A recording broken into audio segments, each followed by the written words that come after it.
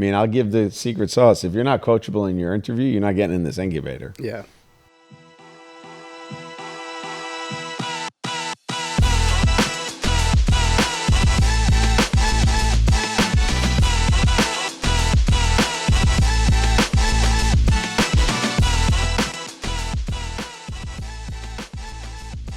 How do you get through to people that are combative towards coaching?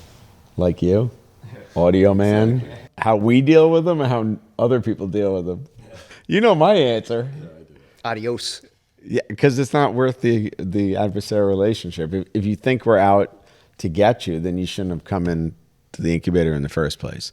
If you think we're trying to get to a higher goal together, then you're going to accept that. There's not disrespect in being wrong, right? And I think that's the biggest problem. People's like, you're against me because you told me I didn't do it right. But I mean, you try, but coachability, I mean, I'll give the secret sauce. If you're not coachable in your interview, you're not getting in this incubator. Yeah.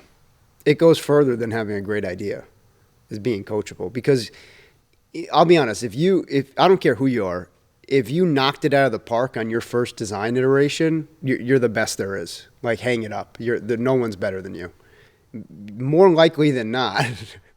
That's why I hung it up, Bob. I'm the best there is. You know what I mean? I just read that. T thinks he's the best there is. Doesn't get better than me. He's a bite-sized best. Yeah. Is this about my height? I am above average height. And intelligence. Thank you. You didn't have to say that, but I appreciate it. That was sarcasm. What do you mean? You got to be able to take the criticism, because if we don't tell you now, the market's going to tell you.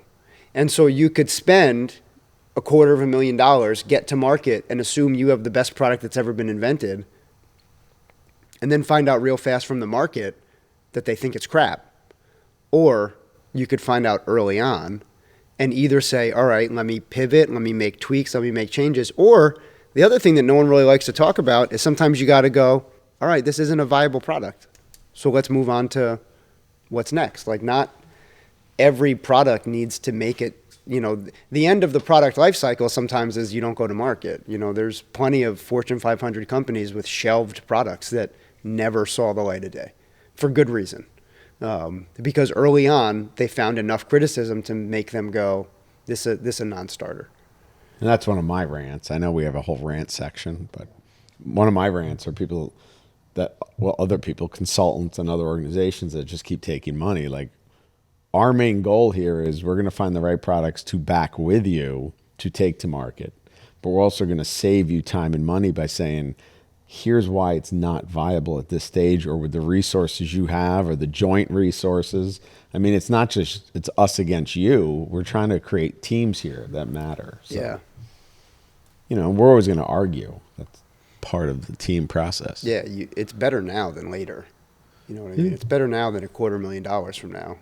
And like you said, it's about the right resource. We say that all the time. It's about the right resources at the right time.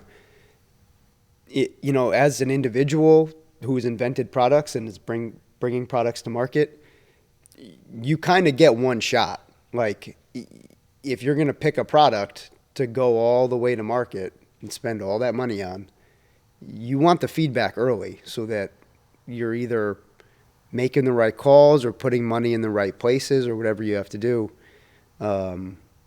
You're not Nike, where they go, we invested, $2 million in this new sneaker, but found out it didn't work, so we just moved on. You invest your nest egg into a product that maybe you shouldn't have. That's... Yeah, but even Nike at the beginning took calculated risks. Yeah.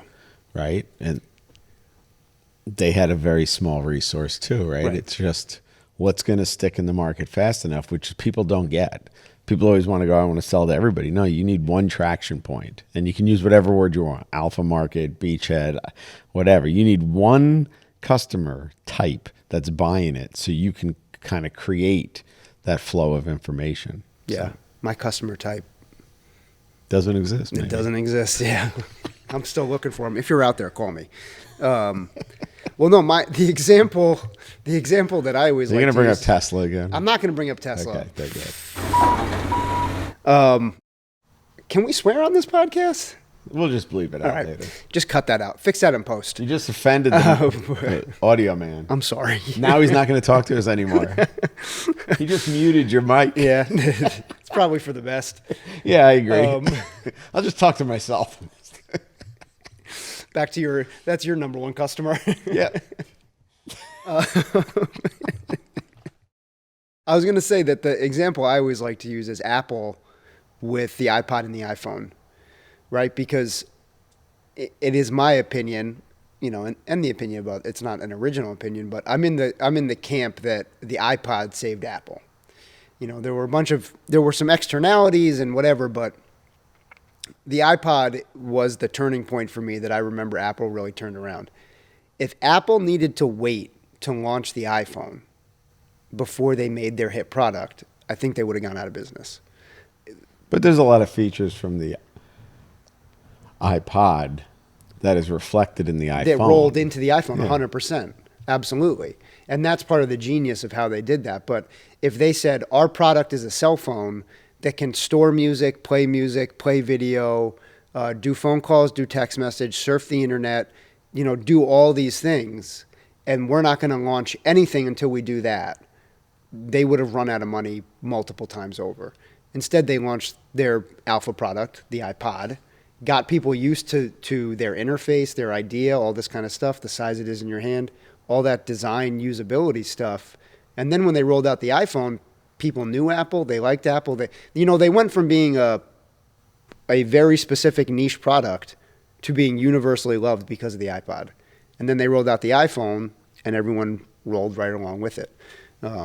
So again, but when they launched the iPod, though, technology wasn't where it is now. So some of those features would never have worked properly anyway. Correct. Yeah, and this ties into the stuff we talk about all the time with with the myth of instant traction, which if they had launched the iPhone first, it probably would have failed. I mean, we don't know, but yeah, like you said, and it's a timing, there, and they had more economy of scale than most. Well, the people in our incubator very rarely have economy of scale. Yeah. Like, we have to take calculated risks and build upon it. And in the end, we all know that it still might not work. Right. Well, and to bring it back to slides, that's one of the things we're working with here is there's a bunch of different ways to make her product.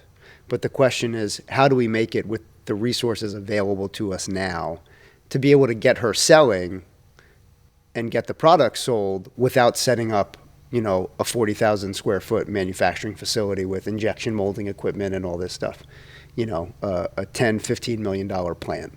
I think that goes back to Audio Man's question too, though, is we're not from the film world, we're not selling the movie poster, right? We have blunt conversations, and we can do everything right, and the market still might not accept it. Right. So they have to be open to that risk-reward paradigm, right? Yeah. We're going to take some calculated risks. We're not guaranteeing success. And there's a lot of academic and government programs that guarantee with quotes. Yeah. Right?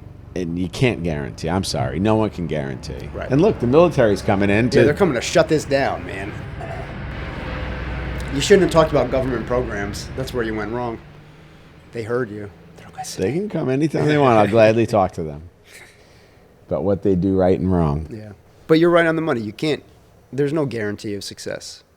And that's part of why too, you got to really, in my opinion, and we might differ on this, but you got to be passionate about whatever your product is, because it's going to take a toll.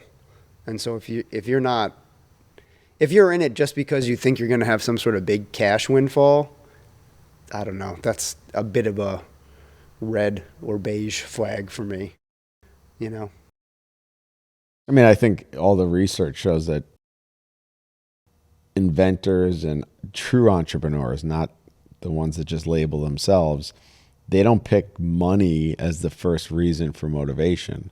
It's usually freedom. Right? I get to make my own decisions, even if they're bad. Yeah. And I fail. Yep. It was on me, not on somebody else telling me what to do. So that's a lower filter for us, because if somebody wants to come in here and make it rich, we're all going to support that as long as they have some of the attributes you know, Yeah, they gotta have that coachability and yeah. just being able to have open conversations. So. Yeah, for sure. Good question. Yeah. Thank you for listening, watching, and subscribing to No Followers Podcast. We'll see you next week.